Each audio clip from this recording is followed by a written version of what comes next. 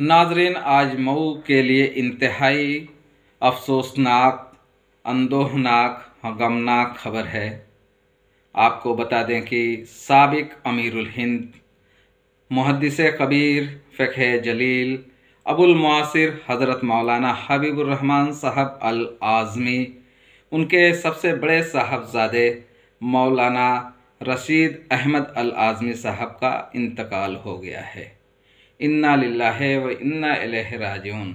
उनकी नमाज जनाजा कल यानी 26 फरवरी को बाद नमाज ज़ोहर 2:10 पर पठान टोला वाक़ा बंधा रोड अहले हदीस ईदगाह में अदा की जाएगी इंशाअल्लाह। और तदफीन मुहद्दिस अल आज़मी लाइब्रेरी में उनके वालिद मोहतरम के पहलू में अदा की जाएगी।